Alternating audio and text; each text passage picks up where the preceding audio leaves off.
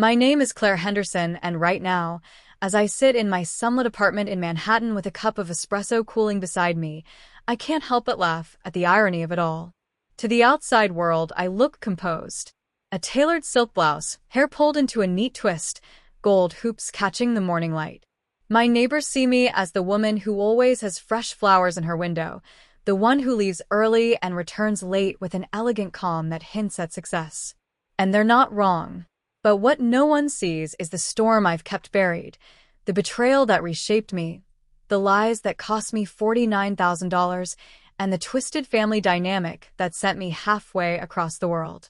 My phone buzzes on the counter, screen lighting up with a name I haven't seen in years, Mom. For a second, my chest tightens. I sip my espresso, bitter and smooth, stalling for breath. My thumb hovers above the screen, not quite ready to answer. Because the last time I heard her voice, she was too busy planning another treatment trip while secretly boarding a Caribbean cruise with my sister. And I was the one footing the bill, believing every carefully spun story about medical emergencies and unpaid hospital invoices. Now, years later, I'm the one with control. And while she and my sister floated across oceans on stolen money, I charted my own path, one that landed me here, overlooking Central Park, with Italy stamped on every corner of my soul. And today, she wants back, and I was 26 when it happened, the year everything cracked open. I was barely making ends meet, working double shifts at a marketing firm where my boss thought, "Thank you," was a foreign language. Rent was high, groceries were tight, but I still believed in family. That belief was my weakness. It started with a late-night call from Mom. Her voice trembled through the line, weaving a story about a rare autoimmune condition, experimental treatments, and insurance that wouldn't cover it. "Claire," she whispered, "I don't know how long I have." My throat closed. Panic shot through me.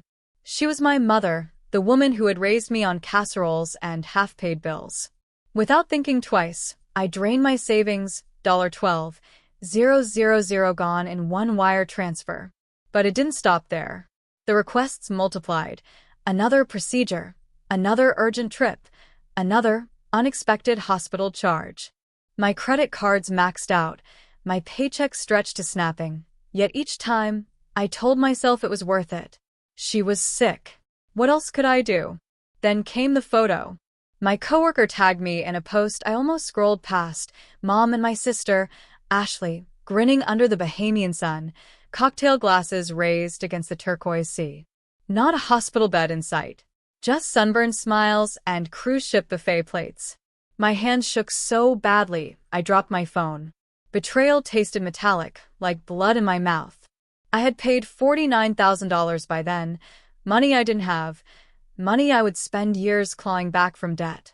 That night, I sat on the floor of my tiny apartment, knees hugged to my chest. My grandmother's old journal lay on the shelf, a hand-me-down no one else wanted. I pulled it open, searching for comfort. On a yellowed page, her looping handwriting stared back at me. "Build your own wings, Claire. No one else will carry you." I cried until my throat was raw. But somewhere in the mess of tears, resolve bloomed. If I stayed tethered to their lies, I would never stand on my own. So I made the hardest decision of my life. I stopped answering calls. I blocked numbers. I told myself that if they wanted cruises, they could fund them without me. And with nothing but debt, exhaustion, and my grandmother's words echoing in my ears, I stepped into a new life, alone, terrified, but determined. That was the night Claire Henderson, the naive daughter, died. And the woman who would one day take Italy instead was born. The first months after cutting ties felt like free-falling. My phone stayed silent. No more frantic requests for money, but also no warm "I love yous," no sisterly texts. The silence was sharp, but strangely liberating. I worked like a woman possessed. Days at the marketing firm bled into nights filled with freelance projects I picked up online. I slept with my laptop balanced on my knees, fueled by takeout noodles and vending machine coffee. There were nights I stared at overdue bills and thought, what if they were right? What if I can't do this without them? But then I'd hear my grandmother's words, "Build your own wings." My break came through a client I met purely by chance. I had taken a small design gig, branding for a boutique bakery downtown. The owner, a sharp, no-nonsense woman named Margaret Lawson, saw how I worked. She liked that I listened, that I didn't talk over her the way men in suits often did. After one late-night brainstorm, she said, "Claire, you're wasted at that firm. You should be running your own agency." I laughed it off, but she wasn't joking. She became my mentor, guiding me through contracts, helping me navigate the sharks who smelled inexperience. With her encouragement, I filed the paperwork for my own LLC. It was terrifying, exhilarating, and utterly mine. The early days were brutal. I pitched to rooms where no one took me seriously until I opened my portfolio. I showed up in thrift store heels, clutching a borrowed laptop, rehearsing my pitch in bathroom mirrors. More than once, I left offices with mascara streaks from holding back tears. But slowly, things shifted. My first real win came when a small tech startup signed a 6-month retainer. I remember running home in the rain that night, shoes soaked, laughing like a madwoman. That contract meant I could finally pay down a chunk of the debt my mother left me with. From there, momentum built. One client led to another. Word spread that I was reliable, sharp, and creative. I learned to trust my instincts, to demand deposits up front, to walk away from clients who tried to nickel and dime me. Through it all, I kept my success hidden from Mom and Ashley. On social media, I posted vague updates, coffee cup photos, city skylines, nothing that revealed the truth. I let them think I was still scraping by. It was safer that way. I couldn't stomach the idea of them circling back, sniffing around for scraps of my hard-earned money. Years passed. My business grew lean and strong. I moved into a loft with brick walls and wide windows, filled it with secondhand furniture that I sanded and painted myself. Each piece felt like proof. I was building a life no one could take from me. Then came the day Italy entered my story. A client invited me to a design conference in Florence. I almost said no. Old instincts told me travel was a luxury I couldn't afford. But something in me shifted. I remembered the photo of Mom and Ashley, martinis on a cruise deck bought with my sacrifice. "No," I whispered to my reflection, lipstick poised in my hand. "If they could take cruises on my dime, then I can take Italy on mine." So, I booked the ticket. That single decision cracked my world open in ways I never expected. Italy didn't just change my scenery, it changed me. Standing under the Duomo in Florence, sipping cappuccinos in cobblestone cafes, sketching design ideas in leather-bound notebooks from San Lorenzo Market, I felt something settle inside me. For the first time, I wasn't surviving. I was living. That trip unlocked a hunger I didn't know I had. I returned home and poured everything into my business. Within a few years, my agency grew into a firm with a team of 10, clients across Europe and the US, and enough profit to buy my own townhouse in Brooklyn. I decorated it with Italian art, shelves lined with travel books and photos from my journeys. And then, one spring afternoon, they came back. I was reviewing contracts in my office, a sunlit loft with high ceilings, framed abstract paintings, and a conference table carved from reclaimed oak, when the receptionist buzzed me. "Claire, there are 2 women here asking for you. They say they're family." My stomach dropped. I walked out, heels clicking against polished concrete, and there they were. Mom in her pastel cardigan, Ashley in oversized sunglasses perched like armor. For a heartbeat, I saw them as they once were, Mom humming in the kitchen, Ashley braiding my hair. But that illusion shattered the moment Mom smiled tightly and said, "Claire, honey, we need to talk." I led them into my office. Their eyes darted everywhere, at the floor-to-ceiling windows overlooking the city, the shelves lined with awards, the Italian espresso machine steaming in the corner.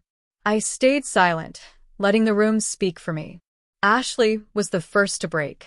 "Wow, this is nice. I didn't know you were doing so well." I tilted my head. "You didn't ask." Mom's smile faltered. "Claire, sweetheart, we made mistakes. But you have to understand, things were difficult back then." My pulse thudded, but my voice came out steady. "Difficult?" You mean when you told me you were dying, and I emptied every account I had to save you? Or when you took my money and went on cruises with Ashley while I ate $8 ramen for dinner? The silence was suffocating. Ashley looked away. Mom's hands trembled against her lap. You're angry, Mom whispered. Angry? I leaned forward, my silk blouse catching the sunlight. No. Angry was the night I saw that photo of you two on the beach. Angry was the debt collectors calling me at work. What I feel now is clarity. Ashley shifted, her voice brittle. We thought you'd understand. We didn't think it would hurt you like that. I laughed softly, bitterly. You didn't think? You stole nearly $50,000 from me. You gambled with my trust, with my future. And now you're standing in my office because what? You need help again. Neither spoke, but their silence was answer enough. I stood, walking to the window, gazing out at the skyline that once felt unreachable. My heels clicked like punctuation marks against the floor. I built this life with nothing but grit, sleepless nights, and the lessons your betrayal carved into me. You wanted me small, dependent. Instead, I became powerful, independent, Free. When I turned back, their faces were pale, the weight of my truth pressing down on them. Mom. Ashley. I let their names hang in the air. You took cruises. I took Italy. And now, you've come to see just how far I've sailed without you. The silence after that was deafening, filled with disbelief, shame, and a dawning realization that they no longer held any claim on me. Mom's voice cracked first. Claire, please. We didn't come here to fight. We came because we need help. There it was. The same plea, repackaged. For years, I would have folded at those words. But not anymore. I leaned back in my chair, crossing my legs deliberately, letting silence stretch until they squirmed. Help looks different now, I said finally. And it comes with conditions. Ashley scoffed, but her voice wavered. Conditions? We're your family. Family doesn't drain you dry, I shot back. Family doesn't fake illnesses and watch while you sink into debt. You want help? Then listen carefully. I raised one finger. First, honesty. No more lies. If you need something, you say it plain, no games. A second finger. Second, accountability. Ashley, you can't keep floating from one thing to another, depending on whoever's willing to bail you out. Get a job. Earn your way. Prove you can stand without leaning on me. Ashley flushed, lips pressed tight. A third finger. And Mom, you want back into my life? Then therapy. Real therapy. Not just for you, but for both of you. We can't keep pretending the past didn't happen. Healing starts with facing it. The words landed heavy. Mom's eyes filled, a tear sliding down her cheek. Ashley shifted in her seat, jaw tight but silent. I softened my tone, though my spine stayed straight. I'm not saying this because I don't care. I do care. But caring doesn't mean letting you trample me again. If you want a relationship, it has to be built on respect, on change. Otherwise, I gestured around the room. You'll never see this part of my life again. The conditions hung between us, fragile as glass. Mom nodded slowly, voice trembling. You've grown stronger than I ever imagined. I met her gaze steadily.